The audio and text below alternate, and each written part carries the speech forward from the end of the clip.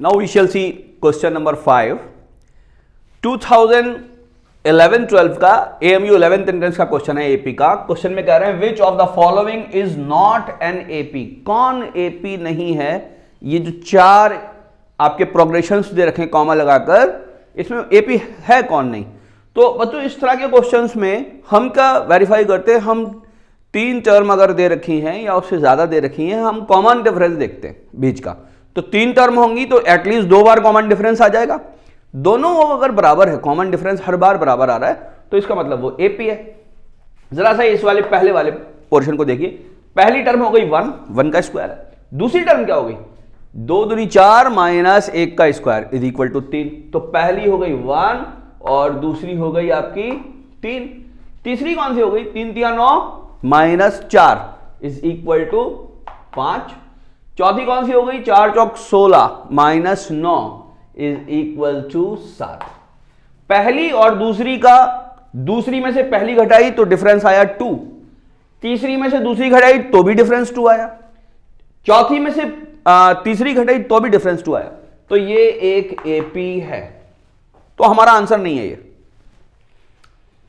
√2 अगर इसको खोलेंगे बच्चों, इसको खोल के लिख रहा हूं, ध्यान से देखिएगा। √2 √8 को बोलते हैं 2√8।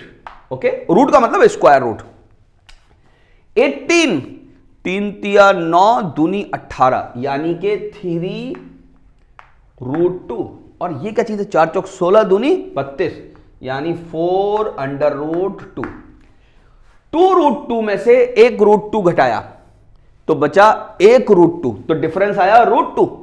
मैंने √8 लिख दिया, सॉरी, इसको 2 लिखना चाहिए। ओके, 2√2 में से √2 घटाया तो 1√2 आया। 3√2 में से 2√2 घटाया तो भी 1√2 आया, है ना, मतलब √2 आया। 4√2 में से 3√2 घटाया तो भी √2 आया। इसका मतलब क्या हुआ कि ये भी AP है, क्योंकि कॉमन डिफरेंस बराबर आ रहा है। ध्यान से देखिएगा। हाँ, ये मैंने क्या सही लिख दिया? तीसरी जो सीरीज है 3 + √2। ओके, ध्यान से देखिएगा बच्चों। 3 + √2 में से 2 घटाया तो डिफरेंस कितना आएगा? 1 + √2 आ गया। 4 + 2 √2 में से 3 + 2 √2 घटाया तो 4 - 3 इज 1 + 2 √2 - 2 इज √2। तो कॉमन डिफरेंस अभी तक बराबर आ रहा है। तीसरे वाले में और चेक कर लेते हैं। 5 - 4 इज इक्वल टू 1। 3 √2 - 2 √2 इज √2। तो D is consistently equal, hence it is also an AP. Since these three are APs, तो ये AP नहीं होनी चाहिए 100% D। तो इस पे तो हम बिना चेक किए भी आंसर लगा सकते हैं, लेकिन चेक भी कर लेते हैं। 0.22 में से 0.2 घटाया बच्चों, क्या आएगा डिफरेंस? 0.02 आ गया डिफरेंस, कॉमन डिफरेंस।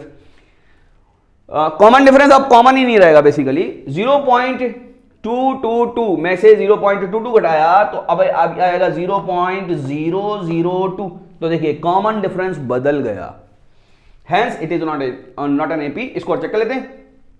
इसमें से इसको घटाएंगे तो आंसर आएगा 0.3 बार 0 लिखेंगे, फिर 2 लिखेंगे। कॉमन डिफरेंस है ही नहीं इसके अंदर, difference is not common, hence it is not an AP। तो यही D हमारा आंसर हो जाएगा बच्चों। Okay, thank you very much.